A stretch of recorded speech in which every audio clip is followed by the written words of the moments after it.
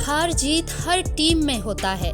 क्या हम शांतिपूर्ण इलेक्शन के हकदार नहीं हैं? स्पोर्ट्समैन स्पिरिट हर जंग में होना बहुत जरूरी है, चाहे वो इलेक्शन में ही क्यों ना हो। इलेक्शन जैसे ही करीब आते जा रही है, पॉलिटिशियंस में भी एक दूसरे के प्रति मतभेद और आक्रोश नजर आ रहा है। वैसे ये कोई नई बात नहीं है, पहले से ही ऐसा चलता आ रहा है और चल रहा है। इस साल 2021 की एडीसी इलेक्शन को लेकर हम देख रहे हैं कि बहुत सारी जगह पे तिपरा मौथा की फ्लैग वगैरह तोड़-फोड़ किया जा रहा है। वैसे ये किसने किया ये पता तो नहीं है, पर देखा जा रहा है कि बढ़ती तादाद में ये हरकतें हो रही है। आज 18 फरवरी फिर से तिपरा मौथा की एक एक्टिव कार्यकर्ता सुहेल देववर्मा को आईपीएफटी के लोगों ने आक्रमण किया। सूत्रों के मुताबिक पता चला है कि आने वाली एडीसी इलेक्शन को लेकर बातचीत के दौरान ये आक्रमण किया गया। ये घटना घटी है रतनपुर के काचामटी गांव में। शासक दल के आईपीएफटी ने तिपरा मौथा के लोगों को मारपीट किया